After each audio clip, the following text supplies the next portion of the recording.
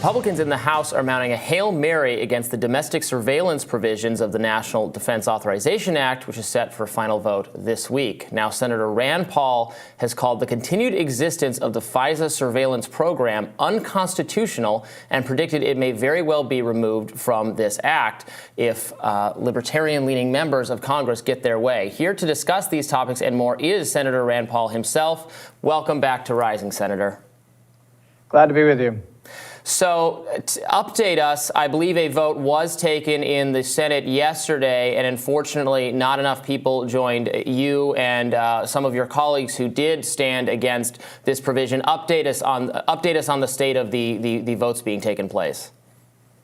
You know, I was pleasantly surprised how close we got, actually. Mike Lee and I led the effort to try to remove FISA, the Foreign Intelligence Surveillance Court, from the defense bill. There's a Senate rule that says you can't put things into a conference report that wasn't in either the original Senate bill or the House bill. But the bottom line is our arguments were not technical arguments. Our arguments were that FISA collects data on Americans and they search Americans routinely without a Fourth Amendment warrant.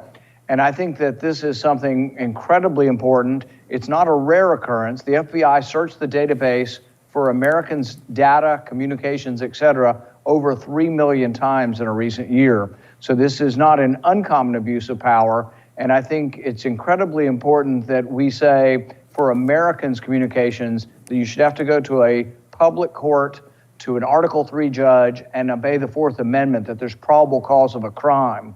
Under FISA, they use a lower standard, probable cause of a relationship with a foreign entity, which ultimately really is also really dumbed down or made less stringent to meaning if you've ever talked to a foreigner on the phone. So there's just millions of phone calls, emails, text messages back and forth between foreigners and Americans.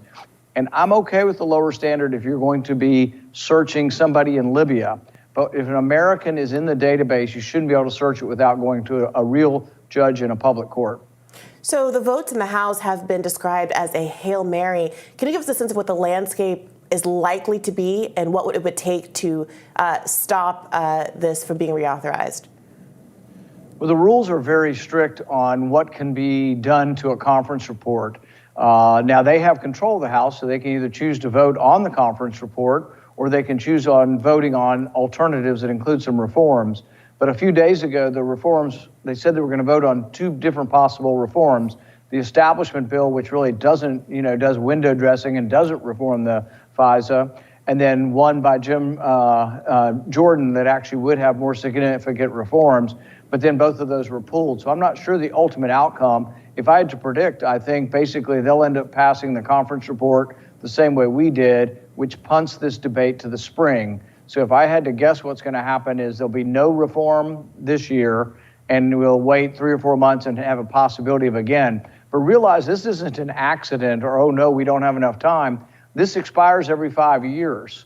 And so they've had 5 years to think about it, and we've had several years since the Carter Page abuse of power to the Trump campaign to think about this, and yet at the last minute they seem to have no time. Most of them, this is a planned sort of way of trying to avoid reform. The FBI usually comes forward and says, oh, we'll do better. We promise to do X, Y, and Z, and then they don't do it. For example, a few years ago, Congress told the FBI that every time they searched it, they had to write down a reason. At the very least, write down your reasoning for why you're searching an American. And they searched 3 million Americans and didn't put the reason down, a dozen times. They just don't obey their own rules or any rules. And really what you need is oversight, and it has to be public oversight of Congress. So many conservative voters are clearly outraged about what they view as abuses of law enforcement, what's described as the weaponization of the federal government. This is one of the top concerns of Republicans who vote in primaries, of Republicans who supported President Trump. Now Republicans hold the House. It seems like it would be so easy and so obvious to get this win for the base. Frankly, what does it say about D.C. that this is? And of course, this is bipartisan. You had very, very liberal, very progressive members of the Senate, Democrats, joining you in this vote because it's really a civil liberties measure, not strictly a partisan measure.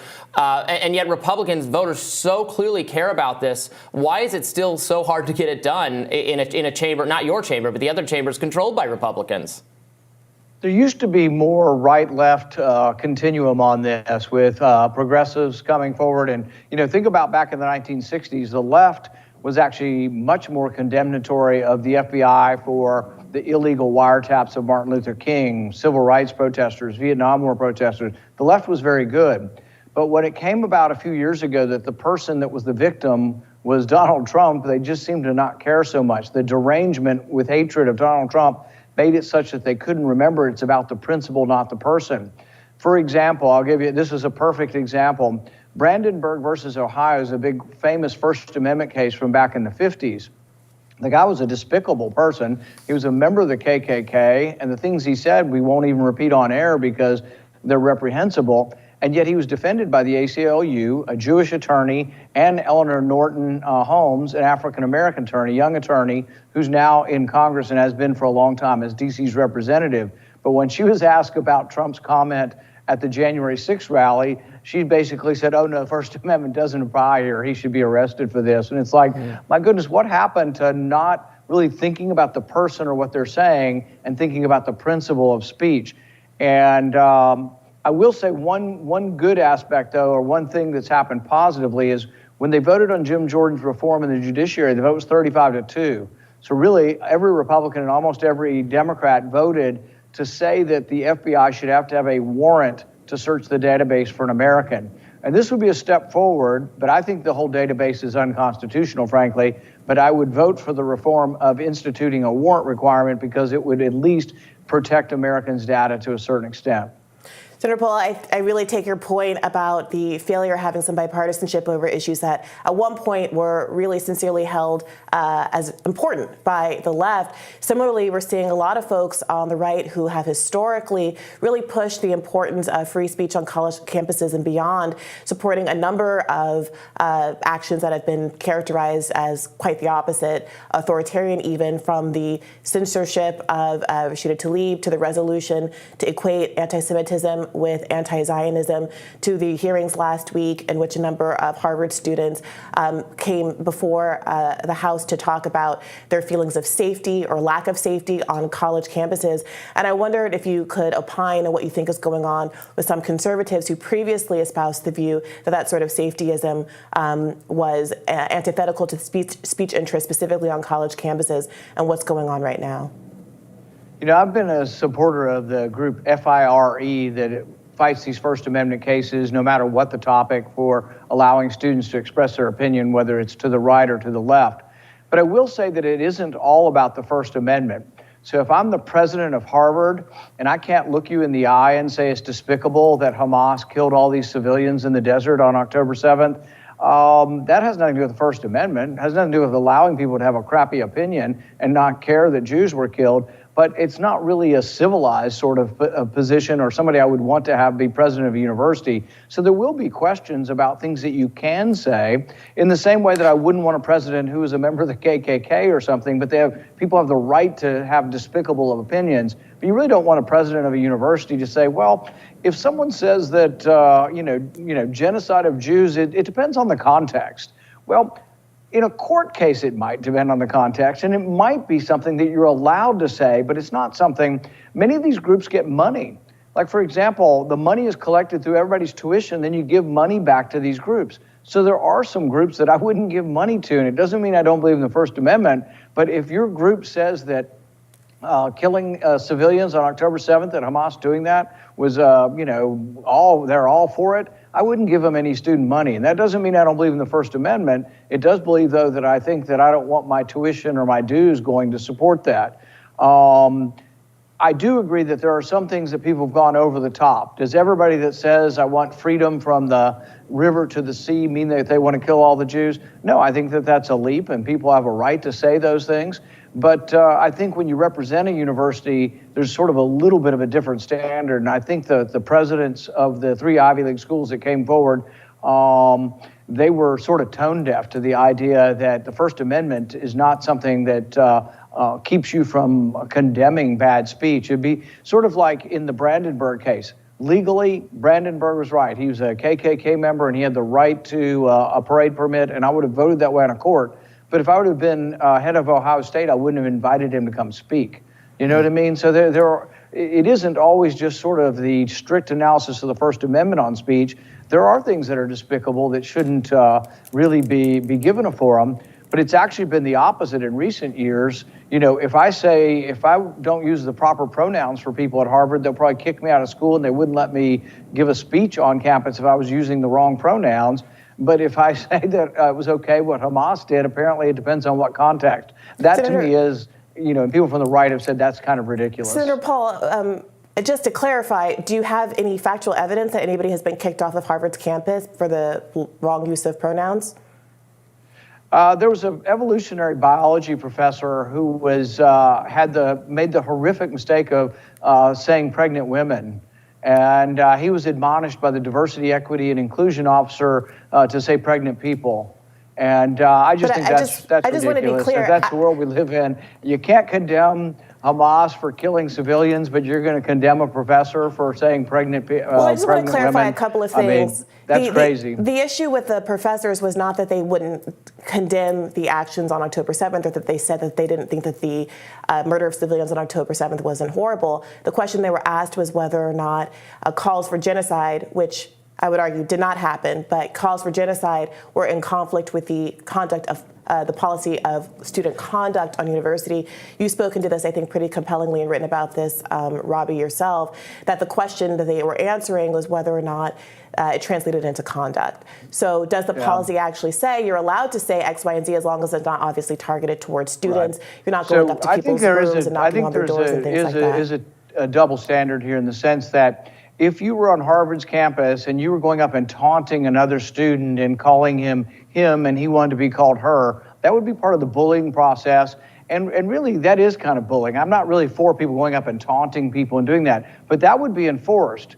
But we saw people who were pro-Palestinian going up to Jewish students, surrounding them as a group, and I know what that's like. Surrounding them, sort of, you know, not letting them get away, coming up in their face, holding a Palestinian flag in their face, and you know, saying Senator shame, Paul, shame, with shame. all due respect, that is I know bullying, what event and you're frankly, talking that's about. not freedom of speech. And you should be, I think there should be a punishment for bullying. I do know students. what event you're talking about, and with all due respect, that was an event at Harvard Business School where a bunch of pro-Palestinian protesters are having a lying in state on the floor, where a bunch of actually Zionist protesters came up to them and started stepping over them, harassing them, and then pro-Palestinian de-escalators held up the keffiyehs as barriers between them and the pro-Palestinian activists that they were attacking. I know that got really misrepresented in clips of that were going viral around the media, but it was pretty clear that that wasn't an instance of pro-Palestinian students going after Zionist students, but actually quite the reverse. But I take your point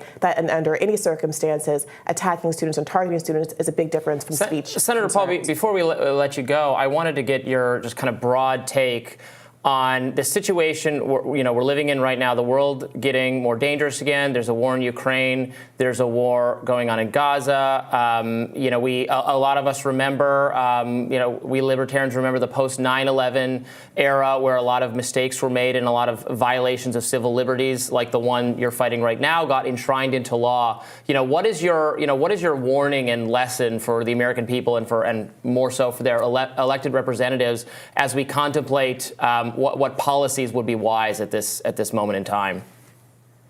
I think it's incredibly important that we think about the principles and not always the specifics of the person who's involved in the principles. And I gave a speech recently, or a talk recently, to a law firm, and I asked them how many people remember Jerry Spence. And Jerry Spence was a liberal Democrat, Jewish guy, famous lawyer from out in the West, but he defended a white separatist that he got from Ruby Ridge in Idaho, and he won the case. The Brandenburg case, once again, a Jewish lawyer and a black lawyer defending somebody who is despicable, saying despicable things. The principle is more important than the actual person. And this is a real problem. And I think it's gotten worse that we are so tribal in I like Donald Trump or I hate Donald Trump that it's become, we can't see beyond. And the fact that the left can't understand that what was done to Carter Page could be done to the left also, and is a horrific thing, that we used a secret warrant to go after a political campaign, and the evidence presented to the FBI was paid for by the Clinton campaign. You shouldn't have to have an opinion on Trump. You could even say he's a terrible person, I'll never vote for him, but you should support the principle, the left should, that's a great overstep by FISA, and we should rein it in. And I wish there was more of it, but I think that tribalism and not thinking about principles and thinking about the actual people involved has driven us further and further apart. Do you think President Biden has any plan to bring for the Ukraine war and the funding that has been asked for and given over and over again? I know a lot of Republicans are starting to push back on that. They're still trying to push it before Christmas. Most of us think it's done until the new year, but we're still here. I'm here in Washington, and they're talking about still trying to get a deal before Christmas. My point has always been we don't have the money. We borrowed $1 trillion in the last 3 months. We're up to $34 trillion in debt. And my oath of office is to the United States. I can't say it's a good idea for my country to borrow money from China to send it to Ukraine. I also think that ultimately the peace over there is going to have to be a negotiated one. I don't think Russia has the might to defeat Ukraine, nor does Ukraine have the might to push Russia out. And some foreign policy analysts have been sort of liking this to Korea, where there were 500 discussions for armistice. 40% of the deaths continued, but they at least started talking. And in the end, they sort of agreed to disagree. South Korea still says the whole peninsula is theirs. North Korea says the whole peninsula is theirs. And it's an uneasy peace with a demilitarized zone, but it isn't perfect. But I think that may end up being what the result comes out of Ukraine. Senator Paul, thank you so much for joining us today. Thank you.